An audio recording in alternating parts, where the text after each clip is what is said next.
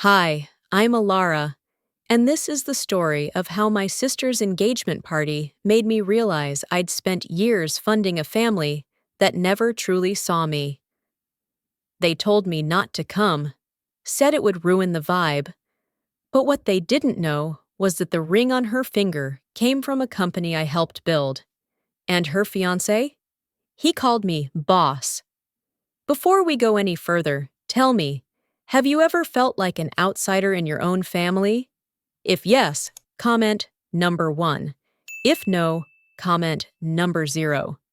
This is a family drama you don't want to miss. Every Thanksgiving, I brought the pie. This year, I wasn't even on the guest list.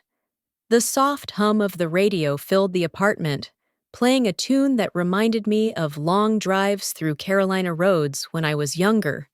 Just me, a warm pie on the passenger seat, and hopes that maybe this year, things would feel a little warmer. But this time, there was no pie, no drive, no invitation. Just a message I'd reread more times than I wanted to admit. Sweetheart, it's best if you don't come. It might be awkward. Outside, the sidewalk was still scattered with golden leaves, brushed into little corners by the wind. The smell of chimney smoke from nearby houses crept in through a cracked window. Inside, everything looked just the way I liked it. Clean lines, a faint cinnamon candle still flickering from last night, and a ceramic mug from Charleston filled with coffee going lukewarm in my hand. The quiet was not new, but today it felt different. It felt final. I set the mug down and walked over to the bookshelf, fingers trailing across spines until they stopped at the family photo album I hadn't opened in years. I pulled it down, let the dust settle across my knuckles. The first page, Sloane's second grade recital. She's centered, grinning. My arm appears in the far left corner, blurry, cropped. Christmas, 4th of July, New Year's. Always the same. Her in the spotlight, me on the edge of the frame, half turned, or worse, behind someone else's shoulder. It wasn't about jealousy.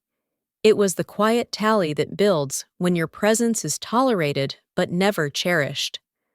I remembered the last holiday I made at home, how I fixed the heater before guests arrived, peeled potatoes while everyone laughed in the living room. No one asked if I'd eaten. They just asked where the salt was. Today, I didn't have to pretend. I didn't have to smile through, "You're so intense," or explain biotech breakthroughs to people who thought gene mapping was a kind of family tree hobby. I had my silence. And for the first time, I wasn't going to fill it with effort. I walked back to the kitchen, picked up my phone, and opened the banking app. The numbers were all still there. Auto-pays, reimbursements, quiet wires of duty. I scrolled without blinking, without guilt. This year, I'm not bringing the pie. I'm bringing silence. Sometimes the loudest boundary is the one you don't announce. It started with the water bill. One click. Cancel autopay. Then the electric. The property taxes. Each tab closed like a door I no longer needed to knock on. No dramatic music, no tears. Just me in my home. The scent of rosemary tea rising in soft spirals beside my laptop. I'd done it for years. Paid quietly, reliably. Not once had anyone asked if I could afford it. Not once had they asked if I was okay. They only remembered me when something broke, and even then, I was expected to fix it with a smile, like a utility they forgot to thank. A gentle ping from my phone pulled me back. Sam had texted, "Board call Thursday. Want me to prepare the slides?" I typed back, "Yes. Thanks." She always asked before doing anything, even though she knew my preferences by heart. That simple respect still caught me off guard. I leaned back in my chair, letting the hum of the apartment settle around me. Rain tapped the windows now, steady and light, like a rhythm only the calm could hear. I stood and walked to the cabinet, pulling out an old folder I hadn't opened in a while.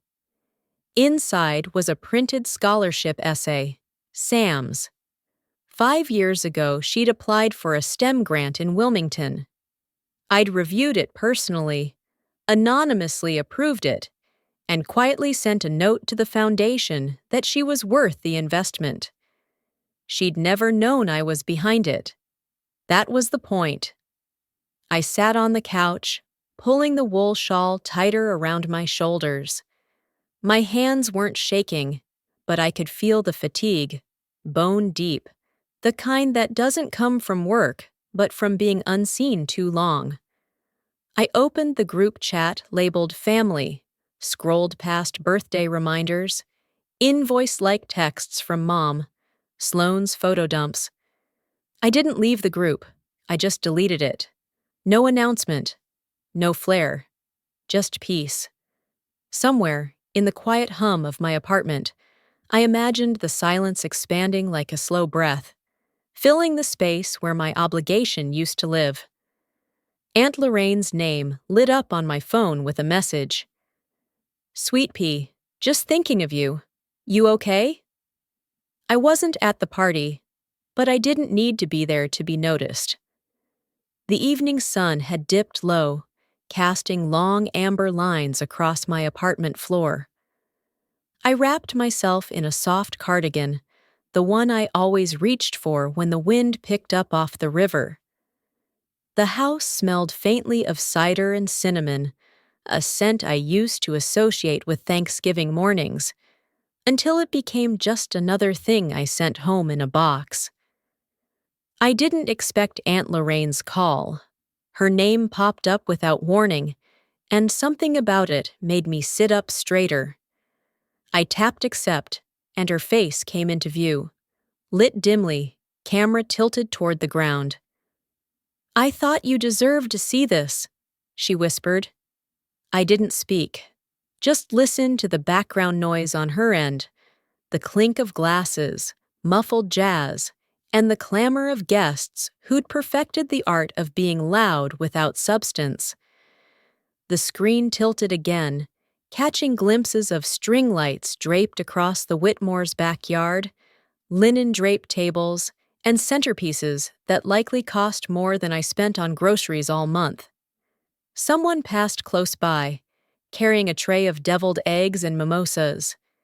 Then came the familiar voice of Sloane, high and brittle. Where's the damn shrimp? Gavin's almost here. I almost ended the call, not out of spite, just out of exhaustion. But then the front door opened, and the noise quieted like someone had turned down the volume. Lorraine's hand stilled. I could see Gavin step in. Blazer crisp, expression unreadable, a small gift bag in his hand. He looked around with practiced calm, scanning the room. Then his eyes landed on the phone. On me. Elara Whitmore, he said, blinking once. My chest didn't rise. I didn't breathe. The screen froze time. You're the co-founder of Helix Path? A beat passed. Sloane turned, confusion bleeding into recognition. I saw the shift, the unraveling of narrative, the collapse of curated perfection. Guests stared. Mom's champagne glass trembled slightly in her hand. Gavin adjusted his cuff, his voice low but clear. Good to see you, boss. The party frozen.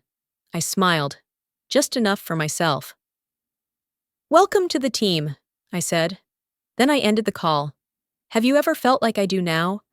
The feeling of not being respected by your own family members, but being highly respected by outsiders. If you feel the same way, please leave a comment number 9 in the comment section below. Now, let's get to the next development of this story. They didn't bring dessert or flowers. They brought expectations. I'd just finished folding laundry when the knock came. Not hurried or polite, just persistent. I knew before I opened the door. My parents stood there like strangers who'd practiced this scene in a mirror. Dad with his familiar half-smile, the one he wore at fundraisers. Mom clutching a small tote bag like it held something more meaningful than it did. "Can we come in for a moment?" he asked, voice level. I stepped aside. They walked in like they didn't quite belong, or maybe like they weren't sure if they were still welcome. I'd set 2 mugs on the table earlier without thinking. Habit, I suppose. They sat down slowly, like easing into roles they weren't sure they remembered. The silence stretched until Dad broke it. "Look, we're not here to rehash the party." Mom added quickly, "Claire hasn't eaten in days. Gavin's not returning her calls." I stirred honey into my tea. "And?" "Well," Dad cleared his throat, "we were hoping you might help out a bit. Things have been tight, and with everything going on, we just need to stabilize for a while." "How much?" I asked, though I already knew. "Nothing extravagant," he said. "Maybe 2,000 a month, just to keep things running smooth." No apology, no mention of the text that told me to stay away. Just a business proposal dressed up as family. I stood and walked to the bookshelf. From the second shelf, behind a stack of lab reports and an old botanical atlas, I pulled a folder. Inside, a single printed sheet. I slid it across the table. Dad looked down. "What's this?" "A contract," I said. "If you expect monthly support, Claire contributes half. And when the time comes, the house and all assets are willed to me. Full transfer, no disputes." Mom blinked. Dad sat back in his chair. "We raised you for 30 years, he said, voice rising. "And now you want a contract?" I didn't raise my voice. I want clarity, something this family never offered." The air tightened. Mom fumbled with the handle of her mug. "You've changed," Dad muttered. I looked at him evenly. "No, I've just stopped performing." He stood so fast the chair skidded. "We're wasting our time." Mom hesitated, eyes glossy, then followed him. She paused at the door. "We didn't raise you to be this cold." I held it open, calm and still. "You didn't raise me. You raised her. I raised myself." Charles's voice rises. "You've changed." I meet his eyes. "No, I've just stopped performing." When people lose control of you, they rewrite the narrative. I didn't hear from them the next day. Not a text, not a call. But Claire posted a black screen to her Instagram story with white lettering that read, "Some people wear silence like a weapon." No names, no context. Just enough ambiguity to feel like an echo of me. By lunch, the private messages started rolling in. "Is everything okay with you and your family?" "Saw Claire's story? Just checking in." "You're not the type to be passive-aggressive. What happened?" I didn't reply to any of them. That afternoon, a padded envelope from a Houston law firm arrived at Helix Path's front desk. Sam handed it to me with raised brows. "Looks official," she said, setting my usual mint tea beside it. I opened it slowly, half expecting drama, but even I was taken aback. A formal request for mediation over what my parents now claimed was a verbal support agreement. $12,000 in unfulfilled family contributions, with a payment timeline outlined in bold. I stared at the pages for a moment, more tired than angry. Then I pulled out my phone, took a photo of the first 2 documents, and forwarded them to my attorney with a simple subject line, "Document everything. No response necessary." Sam watched me carefully. "Want me to flag it as legal for a follow-up?" I nodded once. Please. She hesitated before turning back to the door, then glanced at the envelope again. This is about your family, right? I looked up. I don't mean to pry, she added quickly. It's just, I remember something. That STEM scholarship I got junior year. I never knew who funded it. It came from some local foundation, but the name was vague. My hand paused over my mug. The Whitmore Fellowship? Her eyes widened. That's it. You knew? I smiled, faint and tired. I created it. You were one of the first 3 recipients. She blinked, stunned. You never told me. That wasn't the point, I said. She didn't speak for a moment, then placed her hand gently on the table. You helped me once. Let me return the favor. She picked up the letter without asking. There it was. Not gratitude wrapped in applause. Not some staged thank you, just kindness, circling back in its own quiet way. As she stepped out, she paused. By the way, Gavin stopped by HR this morning. Looked like he hadn't slept in days. I didn't flinch. Did he ask for me? No, she said softly. Just kind of wandered. Looked lost. I nodded, returning to my inbox. Let him be. Some truths need time to breathe. I always thought peace would sound like applause. Turns out it's just the absence of an apology. Thanksgiving morning arrived soft and gray, like the sky had settled into a quiet understanding.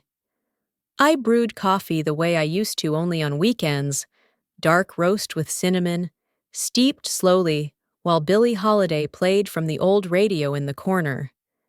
I didn't check my phone, didn't need to. The sidewalks in Wilmington were mostly empty, dusted with the last of the fallen leaves. Storefronts along the river had window signs scrawled with "Closed for Gratitude." I walked past the old post office, its bricks still damp from last night's rain, and the bakery that used to smell like home when I was 14, and everything still felt like it could be mended. I didn't stop by the house. There was no point. Instead, I wandered along streets that once tethered me, now just landmarks of a chapter I had outgrown. Aunt Lorraine met me at the cafe near the Riverwalk. We didn't talk at first. She handed me a slice of pecan pie, and we just watched boats glide by in slow, deliberate lines. You look lighter, she finally said, cradling her mug. I think I left a few ghosts behind, I answered. She nodded, and for a moment, the silence between us was warm. You didn't win, honey, she said softly. You healed. That's harder. Back home, the light had shifted to that late afternoon gold, the kind that slips across floorboards and makes even the quietest spaces feel touched. I opened my laptop to skim grant reports and saw it, an unread email buried between logistics and supplier updates. Subject: Apology and goodbye. I hesitated, then clicked. Ilara, I've been thinking about everything. About Claire. About the engagement. About you. And I'm ashamed. Not because of what you did, but because I let someone else define who you were. I saw your name on the org chart for months and still didn't look deeper. That's on me. I'm ending things with Claire. Not out of anger, but out of clarity. She's not who I thought she was. But I see you now. I respect you more than you know. Gavin. I stared at the screen, unmoving, not triumphant, not even surprised, just still. My phone buzzed 5 minutes later. Claire, then again, then again. Please, just fix this. Say something. I typed a reply, deleted it, then blocked her number. I walked to the kitchen, took a slice of pumpkin pie from the fridge, and warmed it.